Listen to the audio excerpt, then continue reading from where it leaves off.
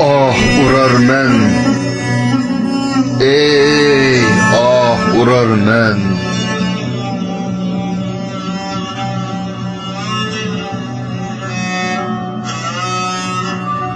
Şiir Vatan. Avtori Servi.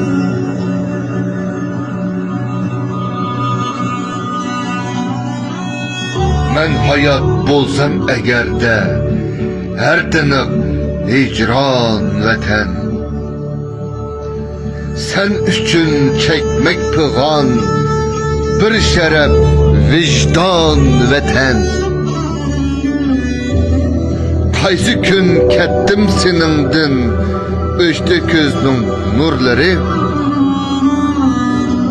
Sen idin ruhim menin, tendiki derman vatan.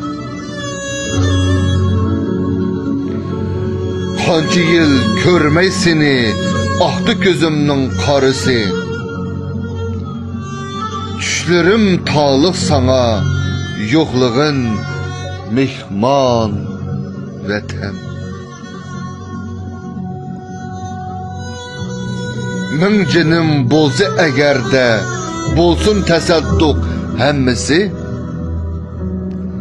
Ne bəxit, bolsam şəhid, sen üçün kurban vatan.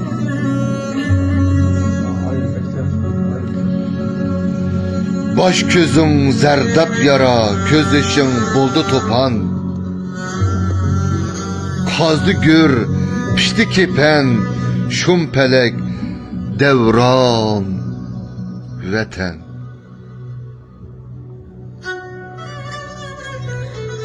Atlanıp çıksam yolunga, kəs kılır düşmənlərin. Sancıdı neşter mana,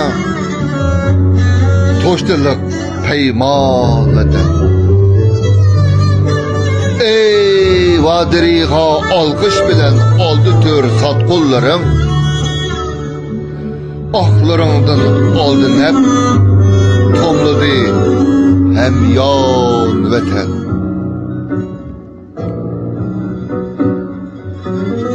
Hallarından rang verip, keydi ton haillerin. Yavlarının ağzıdan buyurdu perman vatan. Etkına çeylep xalqның bəxtini payman qılıp, ne sebep sattı seni şu kadar erzor vatan. Tekrarlayayım.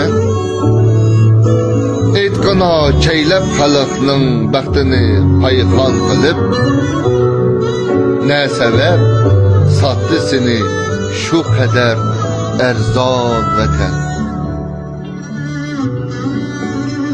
Kimsini sassa demek adını şeytan udur. Canı udil suymek seni cümlesi imal vatan. Ya keter közler uçuk, ya kuçarımız nusretin. Hak yolu sabit kadem, en uluk arman vatan. 2022 yılı 21 noyabr Amerika.